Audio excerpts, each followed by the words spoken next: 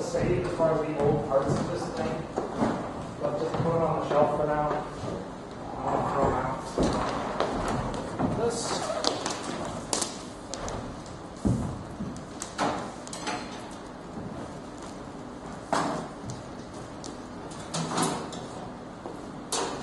Really?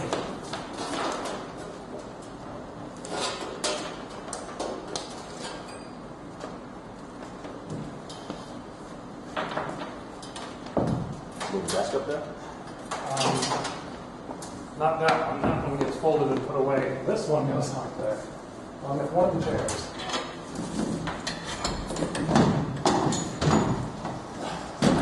Would have been a lot smarter if I had tilted it up before I did that.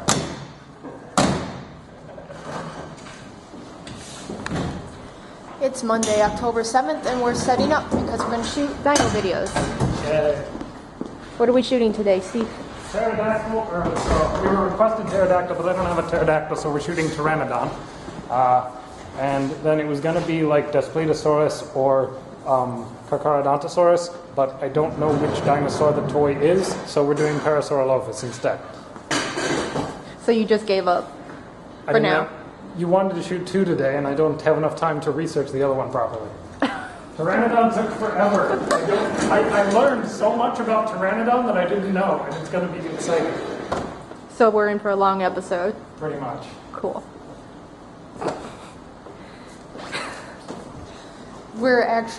He's been researching for a good amount of time because we're actually going to try and shoot a couple a week, edit a bunch of them, and then do a weekly release schedule. And I'll actually show you later where, we're growing up. We have an actual production schedule, and we're hoping to do a weekly release for at least 3 shows, and then just have other general videos in between all of that. So you can look forward to that. We're going to try and actually make that more of a thing now. And we have a new intern. This is Tom. Hi. Say hi, Tom. Your last name, Tom? ThoseAVGeeks. What? It's a bit long. Whoa. Say it again? ThoseAVGeeks. ThoseAVGeeks. Yeah. Tom like ThoseAVGeeks. Yep. I call you Tom J. I'll be Tom J. Everybody. I'm going to call you Tom J because we already had a Tom. I'm going to get you mixed up with him. Tom J. Tom J. We haven't had that Tom in a while, though. I still remember him because he was cool. You loved him. We do like Tom. Your upper lip, you didn't have a stiff upper lip there. It was like you really missed the guy. Why was he so cool? I miss Jake too. Oh, jeez. You just are you longing for old interns? Is that it? A little bit. Don't miss Corey though. Fuck that guy. So what's your story, Tom? Why are you here? I'm here to learn about production. I was on the other side of the camera for a while, and I want to be on this side. That side. Your side. Not this side. Well, you get every chance here.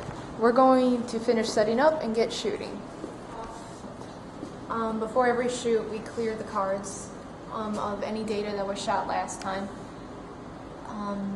Let's see. I'm waiting for it to boot up too. Okay, so go to menu. We have 2 cards to clear out. Down to media settings, and you hit format. And you pick your slot. In this case, we're going to have to do it for both. And choose file, never file, and management number because that just fucks everything up and resets it. And please don't. I may have to kill you. No. You hit OK, it formats, you hit OK again, and then it makes you repeat it to go back and do the other card. Okay. So media settings, format. Now we're doing slot B, file, yes. Thing. And that's how you do it for red and blue every time because it has much less space than Sony. Sony, we usually don't have to clear out for like 6 months at a time. Cool. And then a couple other things. Right now it's on full auto. To change it, you'll click the full auto button once, and you'll see that it's auto. Yep. And then you do it again, and now it's manual. And usually the settings default to whatever you had it at last. So for most shoots, you'll have to go in and change a couple things. 4.0 for the f-stop is good. That's just how much light the iris is letting into the camera. So if you hit iris up here and wanted to change it, you'd hit it, it would light up black, and then the little toggle here lets you raise it or lower it. Oh, And cool. obviously the lower you go, the more light gets in. The higher you go, the less light that gets in. And then you press the toggle to select it and go on with your day. Cool. And then there's white balance, which is basically, let's pick the right white out of the picture. Right now this picture's a teeny bit red. Right here there is a white balance button. You just zoom in on something white. You can fill the whole screen even better.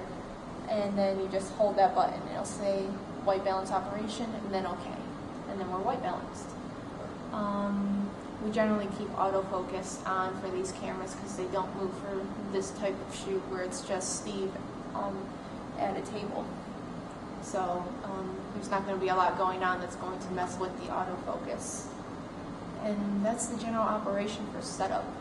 So yay, let's get started. You might want to set Sony to manual. It's Oh a yeah, tiny we're going dinosaur. to work on Sony next. It's Oh, just, gotcha. This was a teaching moment that everyone gets to enjoy now. We'll be back. I'm right in thinking that the only opening, or the only thing we need to do for this opening is to have a shot with it there and a shot without it, right? Because it's the just... hardest thing? Yeah, that's all we need. Unless you desperately want to, like, throw it at me or something. No, I don't need to abuse you today, but... Should we get a close-up for a sneak peek? For what now? Oh, you're going to, like, share what dinosaur we're doing Yes. with the... This is what you get to see in a few weeks. Oh. It's fuzzy because move your hands. It's fuzzy because it's covered in pinka fibers. And then the focus, you asked. I don't think I still can't tell if it's focused. It's okay. Because this viewfinder sucks. Direction for you. I've gotten more than one comment of people saying, I really like your video, but when you mess up and you just correct yourself with text, I remember both the wrong and the right thing, and then I get confused. So we're going to actually, when you fuck up really bad, like you did with like the 10 feet and 10 meters thing, We're going to cut and actually... just say the right thing, because apparently our catch-all just throws people off. I see. I'll try. I might still be wrong is the thing, and on those there's nothing I can do. Then we'll say both. And then you'll go back and double check later. Yeah. Yay. Yeah, so we'll just use the pop-ups for clarification, like when I say 10 feet. And that's what this is in meters. We should just have me pop up in a hat with mutton chops going, and that's what this is in meters. That would work. It's It'd called have to be. Parasaurolophus, or but it'd have- Parasaurolophus if you're from godless Commonwealth. It would country. have to be a little paper you though, because Naturally. that's the theme of the I rest made of a the little paper me animation. for the end credits when I'm standing next to the iguanodon. True. And it would totally fit because the iguanodon is mostly Victorian. Are you ready? I was ready like 5 minutes ago. Are you ready? I'm ready. All right, we're gonna shoot now. All right, Steve.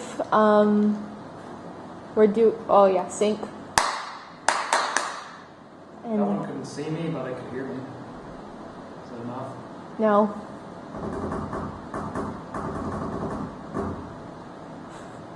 All right. Tiny. I can't clap without Oh, crushing when it. you're doing that, you need to have down with your fingers. It caught me clapping for real, so. Oh, okay, good. All right. You need your still for. Right, we need a clean You need your. plate. You need your plate, and then.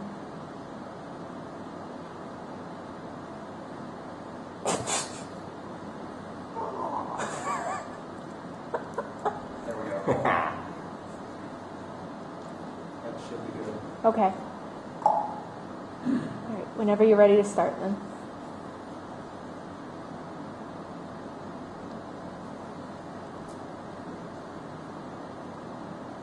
So, Chris Black, Max DJ Workshop, and SC Animation all requested pterodactyl. I don't have a pterodactyl, but I have a pteranodon. I have two pteranodons. This is the worst one.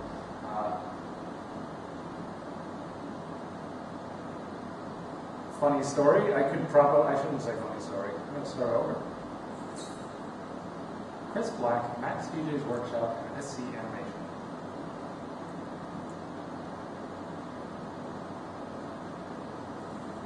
Chris Black, SC Animation, and Max DJ's Workshop all requested that I do pterodactyl. I don't have a pterodactyl, but I have a pteranodon, so we're going to talk about pteranodon. Incidentally, pterodactyl is not the name of Pterodactylus, the genus. So people tend to use pterodactyl to mean any pterosaur, and specifically they'll refer to pteranodon as a pterodactyl, especially in America, because it's an American dinosaur. Also, it's 10 times larger than a pterodactyl, so it's clearly better. So you could make a case that pterodactyl would refer to any pterosaur.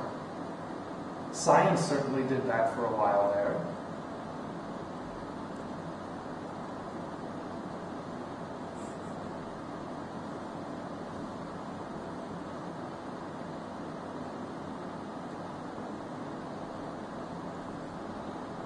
Disclaimer, it was not a dinosaur. It was an archosaur, which I'm told, I've been pronouncing that wrong. I keep saying archosaur, but it's archosaur, which makes complete sense because of the word root. I just never thought about it.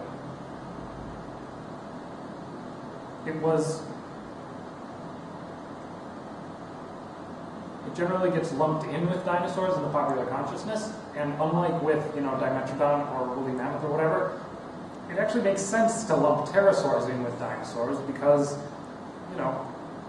first off, they were phylogenetically very close. They were archosaurs that were arguably closer to dinosaurs than to crocodiles. The current theory is that they were ornithopterans.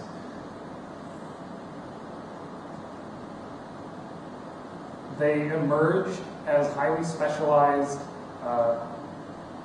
archosaurs during the early to mid-Triassic, became extremely specialized and very large by the late Cretaceous, and then died off in the KT extinction event.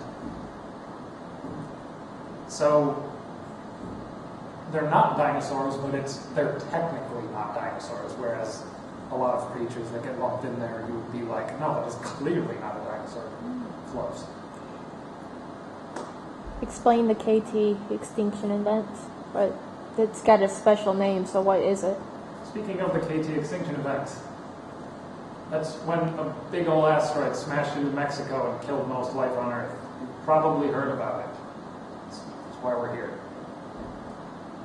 Is that enough? Yes. Okay.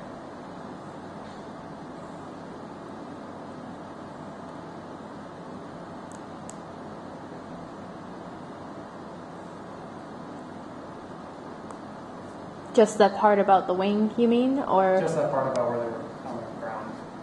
if you can generate that level of enthusiasm, not like that. I'm sorry. My ears, you dick. My throat's really dry. Would you like water? You lovely? Everyone start rolling again and we'll sync.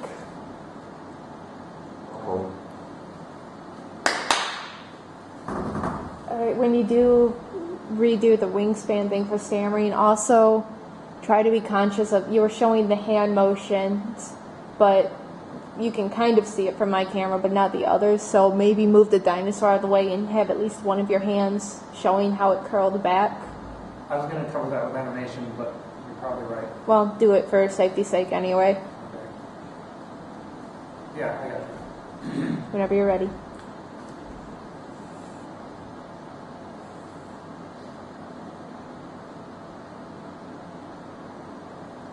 And I suppose you could argue that it would have this pose. I already mentioned this about the takeoff, right?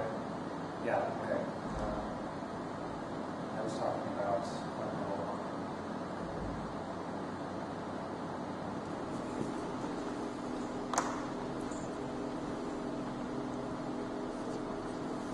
Ah! Hi. What the hell is she doing? What you doing there? Notes. You've graduated the color coding.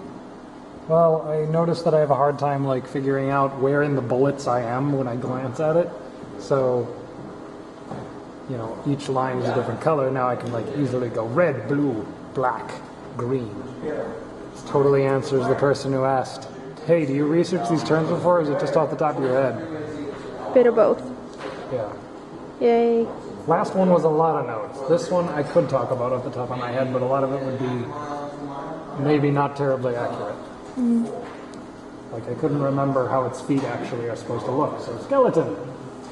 Turns out they should be a little more elephantine.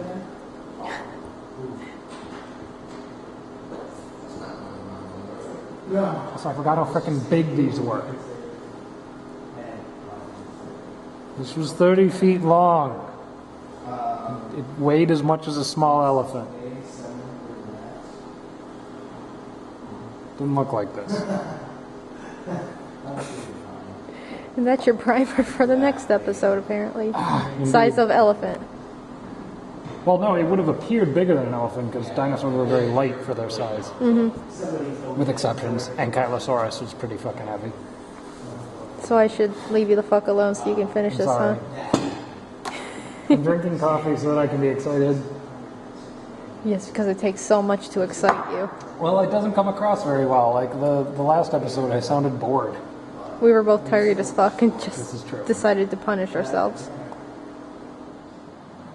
Nervous processes, spinal processes.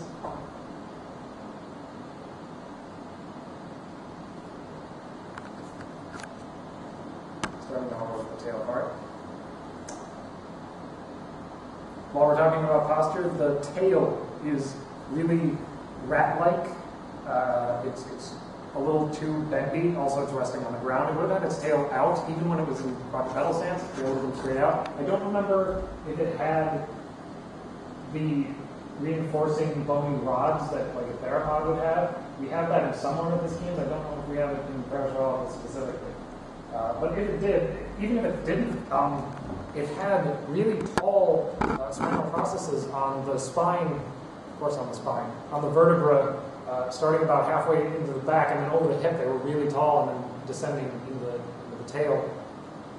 So its tail was pretty rigidly straight out and thicker than this.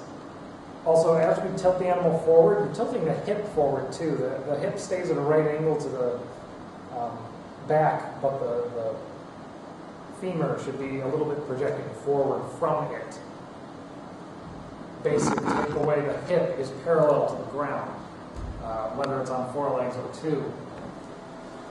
It's now 6:30 pretty much, and that's the day. It was pretty much just the shoots, and then we went back to editing or animating like we always do. New abbreviated workday just came out on the main channel, so if you haven't checked it out yet, you should. It's number 30. Have fun.